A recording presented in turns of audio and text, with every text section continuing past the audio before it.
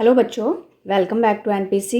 बेटा last lecture में हमने first and second application of dimensional analysis देखा था। आज हम third application and last application देखते हैं, deducing relation between the physical quantity. Okay, means किसी भी फॉर्मूले को डिराइव करने के लिए हम डायमेंशनल की हेल्प से उस फॉर्मूले को डिराइव कर सकते हैं। ठीक है, जैसे सपोज आपके पास फॉर्मूला है F is equal to M into a. ठीक है, फोर्स इज इक्वल टू क्या होता है, मास इंटू एक्सेलरेशन।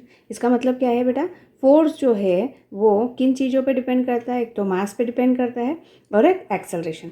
ठीक है, तो फोर्स का जो आपका डायमेंशन या फॉर्मूला फाइंड करने के लिए हमें क्या चाहिए, फोर्स पे डिपेंडेंट, फोर्स जिस क्वांटिटी पे डिपेंड होता है उसके फैक्टर्स चाहिए। ठीक है, मतलब एम मास चाहिए और एक्सेलरेशन चाहिए। तो इजीली आप फाइंड आउट कर सकते हैं relation F is equal to M into A. Okay, और किसकी हेल्प से, डायमेंशनल एनालिसिस की हेल्प से। ओके, तो हम दो क्वेश्चन देखते हैं जो कि इसी पर बेस्ड है, थर्ड एप्लीकेशन पर। तो आपका जो फर्स्ट क्वेश्चन है वो है the frequency F of a stretch string. ठीक है, आपने एक स्ट्रिंग लिया, इसको स्ट्रेच किया, तो उसकी जो फ्रीक्वेंसी है वो डिफरेंट फैक्टर्स पे डिपेंड करती है। ओके, ऐसा कहा गया क्वेश्चन में। ओके, किन चीज़ों पे डिपेंड करती है, तो बेटा टेंशन पे डिपेंड करती है। टेंशन एक टाइप का फोर्स होता है, तो टेंशन फोर्स पे डिपेंड करती है। ओके, लेंथ पे डिपेंड करती है, एंड जो आपका स्ट्रिंग है उसका मास पर यूनिट लेंथ पे डिपेंड करती है। ओके, मतलब ये थ्री फैक्टर्स पे डिपेंड करती है। ओके, कौन डिपेंड करता है बेटा, फ्रीक्वेंसी। तो हमें इसे इस तरह से लिखेंगे कि जो फ्रीक्वेंसी है वो आपका टेंशन फोर्स पे डिपेंड करता है, फ्रीक्वेंसी है वो लेंथ पे डिपेंड करता है, और फ्रीक्वेंसी है वो मास पर यूनिट लेंथ पे डिपेंड करता है। ओके, ये तीनों फैक्टर्स हमने ले लिए। ओके, अब डायमेंशनल एनालिसिस की हेल्प से हमें relation between frequency, force, length and mass पर यूनिट लेंथ में रिलेशन फाइंड आउट करना। ओके, तो हमें इन सभी क्वांटिटी के डायमेंशनल फार्मूले पता होने चाहिए। ओके, तो वन बाय वन मैं यहाँ पे डायमेंशन फार्मूले सभी के लिख देती हूँ। फोर्स का आपको पता है, फोर्स का डायमेंशन फार्मूला क्या होता है, M L T minus two. Okay, length का क्या होता है बेटा, तो जो लेंथ है उसका होता है ओनली एल। ओके, म्यू मतलब मास पर यूनिट लेंथ। ओके, तो मास मीन्स म्यू जो है वो क्या है बेटा, एम बाई एल। ठीक है, मास पर यूनिट लेंथ, तो M into L minus one हो जाएगा इसका dimension formula, M L minus one, T है ही नहीं तो T zero. Okay, and frequency, frequency का डायमेंशन फार्मूला, जो फ्रीक्वेंसी है वो टाइम का रेसिप्रोकल उल्टा होता है, टाइम का टी है तो फ्रीक्वेंसी क्या क्या हो जाएगा, टी माइनस वन। तो इन सभी के सबसे पहले तो आपको डायमेंशन फार्मूला आना चाहिए, तभी हम फार्मूले को डिराइव कर सकते हैं। ओके, अब जो हमने डिपेंडेंट फैक्टर्स लिखे हैं, जो फ्रीक्वेंसी, फोर्स पे, लेंथ पे और मास पर यूनिट लेंथ पे, तो उसके लिए हम क्या करेंगे, जो भी ये डिपेंडेंट फैक्टर है उनकी पावर वेरिएबल्स ले लेंगे। ए बी सी ले सकते हो, एक्स वाई जेड कुछ भी ले सकते हो। तो हमने ए बी और सी, इनकी पावर हमने ए बी सी, क्योंकि हमें नहीं पता है कि फ्रीक्वेंसी फोर्स के डायरेक्टली प्रोपोर्शनल है, इनडायरेक्टली प्रोपोर्शनल है, ठीक है, या फिर रूट में है, किस तरह से डिपेंड है वो हमें नहीं पता। ओके, तो क्या करेंगे बेटा, पावर को फाइंड आउट कर लेंगे डायमेंशन एनालिसिस की हेल्प से, और फिर हम वैल्यूज़ ए बी सी की वैल्यूज़ को पुट करेंगे तो आपको फाइनल फार्मूला मिल जाएगा। वो कैसे करेंगे, तो आइए देखिए, यहाँ पर देखो, ये जो फ्रीक्वेंसी है ये तीन फैक्टर्स पर डिपेंड करता है, तो इससे हम कंबाइन कर सकते हैं। जो फ्रीक्वेंसी है वो डायरेक्टली प्रोपोर्शनल एफ की पावर ए, एल की पावर बी एंड म्यू की पावर सी। ठीक है, अभी प्रोपोर्शनलिटी का साइन जब भी हम रिमूव करते हैं तो एक कांस्टेंट टर्म लगाते हैं, और उस कांस्टेंट को हमने के नाम दे दिया। ओके, के इंटू एफ की पावर ए, एल की पावर बी एंड म्यू की पावर सी। अब बेटा इन सभी के डायमेंशन फार्मूला लिख लीजिए यहाँ पर। तो फ्रीक्वेंसी का dimension formula T minus one, यहाँ पर टी माइनस वन हो जाएगा, ये कांस्टेंट टर्म है आपका। ओके, एंड फोर्स का डायमेंशन फार्मूला, तो अभी लिखा है आपने, फोर्स का डायमेंशन फार्मूला होता है M L T minus two, और इसकी पावर बेटा ए है तो यहाँ पर ए लिख दीजिए। ठीक है, लेंथ की पावर, ये लेंथ के लिए एल और इसकी पावर क्या है b। ओके, म्यू के लिए क्या हो जाएगा बेटा ml-1 और इसकी पावर क्या है c। ओके, अब यहाँ पर क्या करेंगे आप, पावर को इधर मल्टीप्लाई कर लिए। पावर की अगर पावर हो तो क्या हो जाता है मल्टीप्लाई, ठीक है। तो यहाँ पर m की पावर 1 और l की पावर 1 है तो, और उसकी पावर a है तो क्या हो जाएगा मल्टीप्लाई। ओके, तो हम इसे इस तरह से रिप्रेजेंट कर सकते हैं कि m की पावर क्या हो जाएगा बेटा a हो जाएगा बेटा, यहाँ पर l की पावर a हो जाएगा, t की पावर -2a होगा। ओके, l की पावर यहाँ b होगा, m की पावर यहाँ c होगा और l की पावर -c। क्लियर है, इतना क्लियर है आपको। ओके, नाउ अब क्या करेंगे, यहाँ पर t की पावर -1 है। ओके, m और l इन दोनों की पावर क्या होगी 0। ओके, दोनों की पावर क्या होगी 0, तो यहाँ पर हम m की पावर 0 l की पावर 0 लिख सकते हैं, t की पावर -1, ये एज इट इज़ लिखा मैंने। ओके, देन यहाँ पर आप देखिए m, यहाँ आपको दिख रहा है बेस अगर सेम है तो पावर ऐड हो जाती है। तो यहाँ m की पावर a है और इधर m की पावर c है, तो ये क्या हो जाएगा बेटा a प्लस c। अब यहाँ पर l की पावर क्या है, यहाँ a, इधर b है एंड हियर -c, तो -c हो जाएगा। यहाँ t की पावर -2a और t आगे है ही नहीं तो -2a only. Okay, bracket close. अब क्या करेंगे बेटा, जो भी पावर है उनका कंपैरिजन करेंगे। ओके, यहाँ m की पावर 0 है और इधर m की पावर a प्लस c, तो a plus c is equal to 0 हो जाएगा। ओके, तो आपको नेक्स्ट स्टेप में क्या करना है, कंपेयर करना है। किसका करना है, पावर, ठीक है।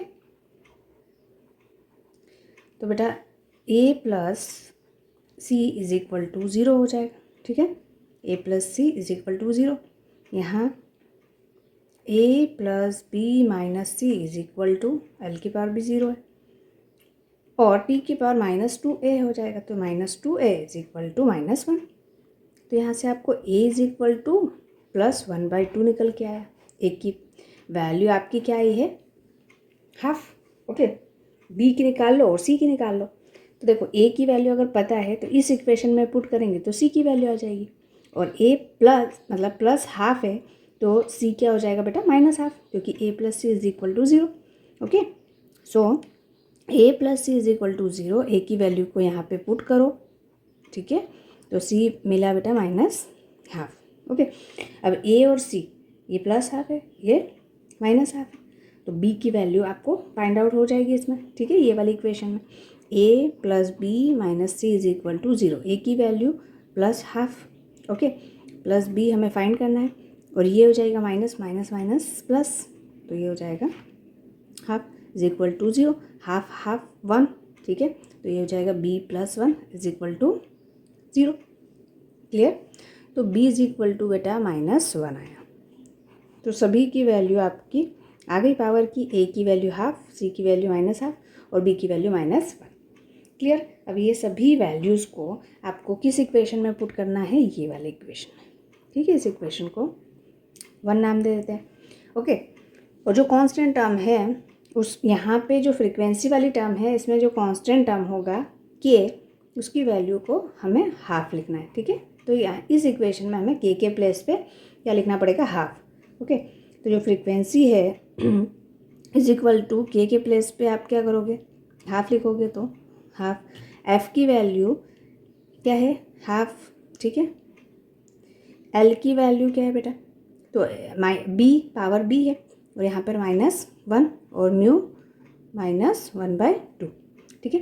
तो इसको आप क्या लिख सकते हो, -1 है, इसका मतलब l तो नीचे चला जाएगा, ठीक है।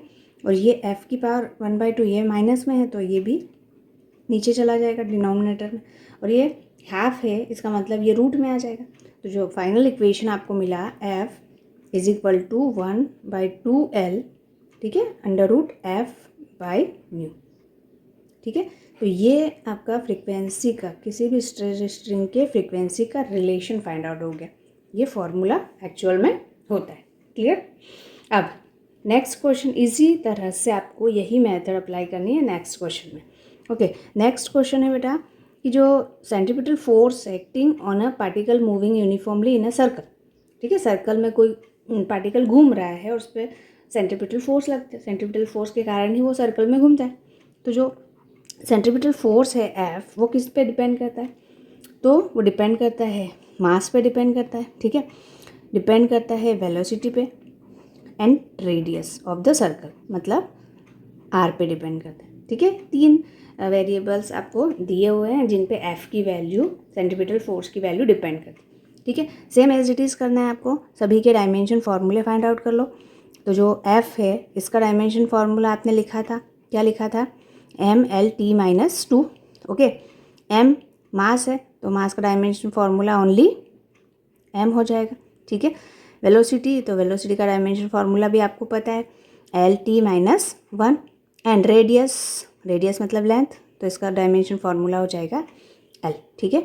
तो जो F है वो M, इसकी पावर A, B और C कर दो, तो M की पावर A, V की पावर B और R की पावर C, ठीक है। प्रोपोर्शनल साइन हटाया तो एक कांस्टेंट टर्म लग गया, ठीक है। के अब सभी के डायमेंशन फार्मूले लिख दीजिए। M मतलब ये हुआ, ठीक है। V का मतलब क्या हुआ?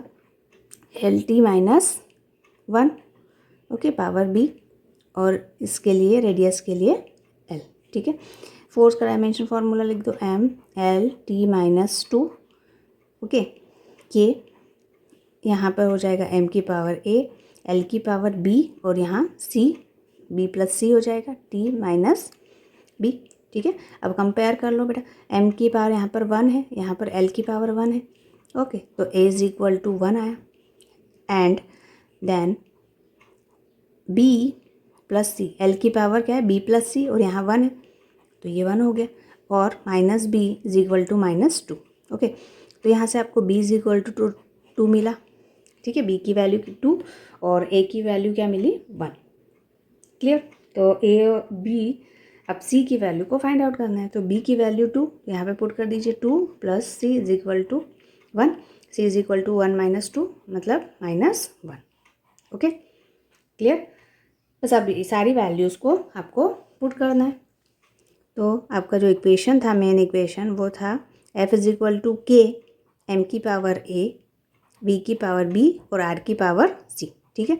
अब यहाँ K के प्लेस पे आप 1 पुट करेंगे, ठीक है। K के प्लेस पे 1, ये कांस्टेंट टर्म है 1, कहीं कहीं पर वैल्यूज़ होती, कहीं कहीं पर हम K की प्लेस पे 1 पुट करेंगे, ओके। M की पावर A मतलब 1, तो यहाँ 1 हो जाएगा।